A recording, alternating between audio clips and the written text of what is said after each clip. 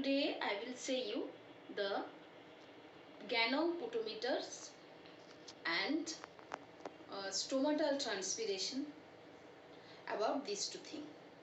First is Ganong potometer. Potometer, that is a device that used to measure the water uptake by the cut shoot of the plant. Never do such type of mistakes by writing that potometer is a device that used to measure the rate of transpiration. Never. You will not get any marks because the potometer directly cannot measure the rate of transpiration. It only measures the rate of water uptake. Water uptake, because poto means suction. Okay, so poto means drinking. So drinking of the water by the plant means water uptake by the plant. So again I am telling what to write. Potometer is a device that used to measure the water uptake by the plant or by the cut shoot. This uptake of water is equal to the loss of water by the plant through transpiration. Okay, now look at the board to see what is that potometer. This is a device potometer. See, one side one beaker is there which is filled with water. Okay, one long narrow tube is there. Along with that, one reservoir is attached to pour more water. If the water is transported, then you can open up the stopcock and fill up the water again from the reservoir. And another side, the another end of this potometer, it is also filled with water, and a cart shoot. See the cart shoot, no root is there. Cart shoot is inserted into it. Now look at the board thoroughly and see. A twig of some plant, this is the coleus plant, cut with a sharp knife and fix the apparatus like this, and the entire apparatus is filled with water so that no air space is present.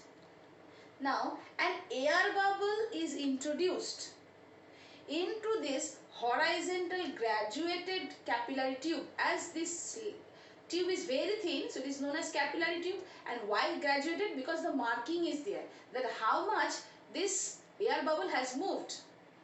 So this is the graduated capillary tube. By dipping it into the beaker which is containing colored water. So if you dip this capillary tube inside the water, you will get one air bubble and introduce this air bubble into this graduated capillary tube. Now, whenever the transpiration will take place from the leaf, it will create a suction pool. Because the water is evaporated from the leaf, so definitely there will be a suction pool which pull the water from here and ultimately from the beaker. It will pull the water from the beaker, and as it will pull the water from the beaker, the air bubble which is present in the capillary tube, it would move, and this movement will give you the volume of the water lost in that given period of time. Potometer do not measure the water lost during transpiration, I have said you.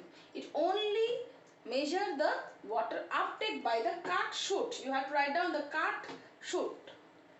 So now, this is a description of this Ganong potometer. Ganong is the name of the scientist. Now what are the limitations can be?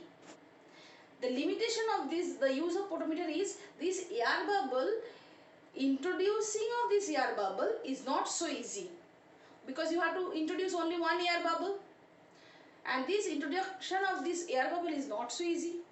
Now there the twig may not remain fully alive for long period of time.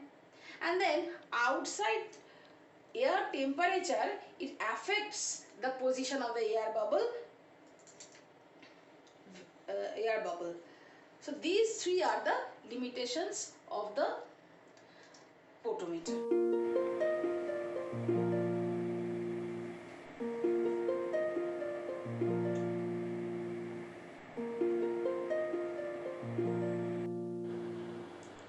Today I will discuss stomatal transpiration.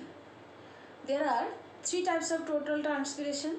One is stomatal transpiration, second is lenticular transpiration, third is cuticular transpiration. First is the stomatal transpiration. Stomata, these are the minute opening in the epidermal layer of the leaf. One of my students, Roshan Anand, he has asked me that where is this epidermis located. So for Roshan, look at the board. Rather you all look at the board. This is the cuticular layer. This is the cuticle layer. First layer is the cuticle. There is the upper surface of a leaf. This is the lower surface of leaf. In the lower surface there is no cuticle. Just below the cuticle there are some longitudinal cells. These are called palisade mesophyll cells.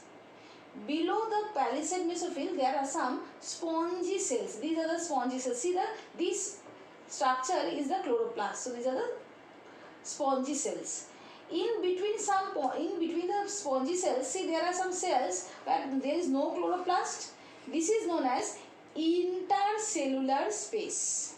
The space which is present in between two cells, so it is intercellular space. Which type of cells in between it is present? Two spongy mesophyll cells. And see this space just below the stomata, this is known as substomatal space, and this substomatal space is open through this stomata. Now stomata, these are the opening I have said in the epidermis of the leaf.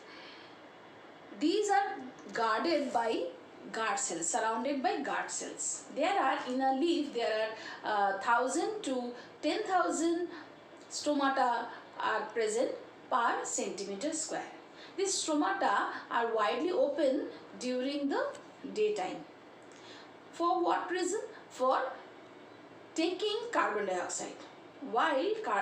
And this carbon dioxide they are taking for photosynthesis.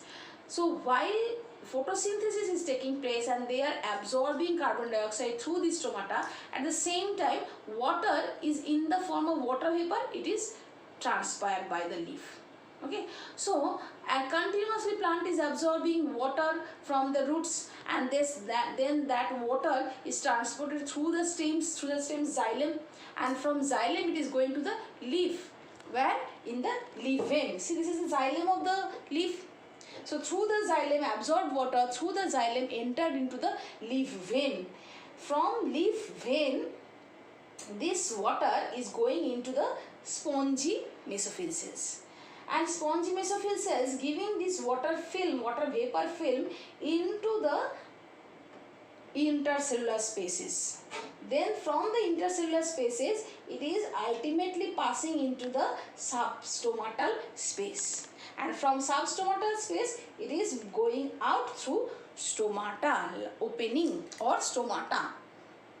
Now the cell sap that exert, the liquid part of the cell that exert a pressure, that pressure is known as Targar pressure, and that Targar pressure helps the water to move to the next cell, and ultimately that thin film of water is going to the intercellular space, and from intercellular space it is going to substomatal space. From substomatal space it is going out through the stomata.